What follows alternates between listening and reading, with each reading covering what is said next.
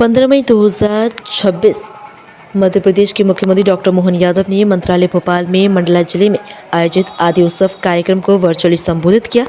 मुख्यमंत्री ने अपने उद्बोधन की शुरुआत जय जोहार, जय बड़ादेव एवं नर्मदा माई की जय के उद्घोष के साथ करते हुए आदिवासी समाज की समृद्ध संस्कृति, परंपराओं और प्रकृति संरक्षण की भावना को प्रदेश के अमूल्य धरोहर बताया।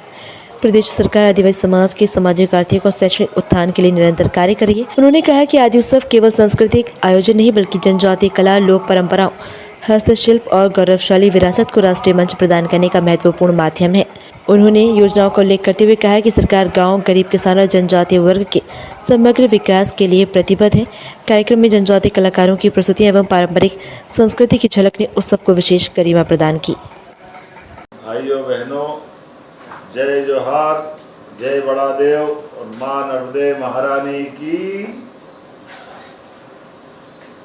जय। आज के इस अवसर पर आदि उत्सव में पधारे सभी जनजाति भाई बहनों का मैं हृदय से स्वागत करता हूँ। रामनगर की धरती को भी राम राम करता हूँ। आनंद के साथ हम सबका सौभाग्य है। ये बात सही है कि मेरी बहुत इच्छा थी कि मैं मंडला इस कार्यक्रम में प्रत्यक्ष हूँ, लेकिन मैं आ नहीं पा रहा हूँ। इसका मुझे दुख भी है और आपको देख के ऊर्जा डबल हो गई।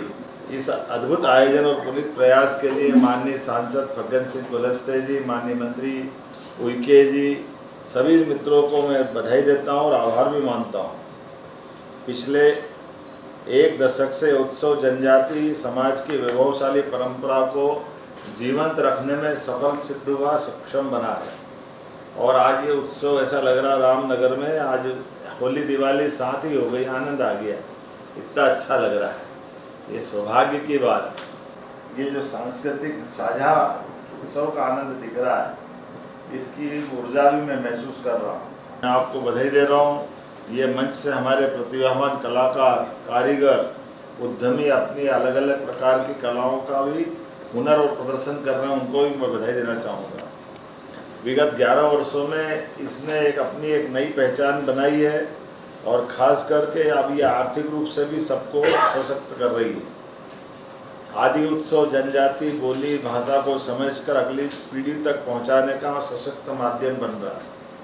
मंडला की गोंडी और बेगा जैसी मातृ बोलियों को संरक्षित रखने पे भी ये आयोजन अपना विशेष भूमिका अदा कर रहा है। जैसा कि आपको जानकारी है, हमने अपने मंडला मेडिकल कॉलेज का नाम भी राजा शंकर शाह के नाम पे करने का प्रयास किया और रेलवे स्टेशन भोपाल का भी रानी कमलापति के नाम पर कराया। एयरपोर्ट के नाम भी बदल रहे हैं। राजा भभूत सिंह और दुर्गावती जी के नाम पर हमने पिछले समय कैबिनेट भी की थी। ये जननायकों के लिए हमारी प्रतिबद्धता भी। जनजाति कल्याण के लिए पिछले साल भी जो बजट हमने रखा वो 47,428 करोड़ का था और खासकर तेंदुपत्ता संग्राहक से लगा करके सब क्षेत्रों में सरकार काम कर रही है। प्रधानमंत्री जनमन योजना, धरती आबा योजना आदि सेवा पर्व में जनजाति कल्याण के लिए मील के पत्थर साबित हो रहे हैं। माननीय प्रधानमंत्री श्रीमान नरेंद्र मोदी जी 20 जिलों में वनधन केंद्र के माध्यम से 126 वनधन केंद्र स्थापित कर रहे हैं। वो जनजाति युवाओं को रोजगार भी दे रहे हैं। जनजाति गौरव दिवस के भव्य आयोजन के साथ जनजाति वीर नायकों के संस्थान और संग्रहालयों की स्थापना जनजाति अस्मिता को बढ़ाने की प्रतिष्ठा दिलाने में एक बड़ी भूमिका है। जब मैं युवाओं को देख करके बात कर रहा हूँ, ऐसे में हमारी प्रतियोगी परीक्षाओं के माध्यम से, आकांक्षा योजना के माध्यम से भी युवाओं को ट्रेनिंग दी जा रही है। 94 सांदीपनी विद्यालय, 63 एकलव्य आदर्श विद्यालय खोले गए। जनजाति वर्ग की बालिकाओं के लिए 82 माता सबरी आवासीय विद्यालय, 90 विकास खंडों में सिकल सेल हीमोग्लोबिन पैथी, ऐसे कई काम हम कर रहे हैं। लेकिन सच में अगली बार ये पक्का करूँगा कि आपके बीच में आकर इस कार्यक्रम में रहूँ। आज तो यही से नमस्कार कर रहा हूँ और अच्छा लग रहा है। माननीय केंद्रीय मंत्री भी बैठे, प्रदेश के मंत्री भी बैठे और ये सुखद अवसर है कि आदि उत्सव के बाद हम सब मिलकर के इस प्रकार के आयोजनों की गरिमा गौरव का ध्यान रखते हुए और आनंद के साथ मनाएंगे।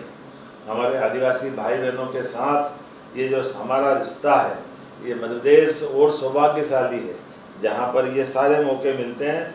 एक बार फिर मेरी अपनी ओर से आप सबका पुनः वंदन, अभिनंदन। भारत माता की जय।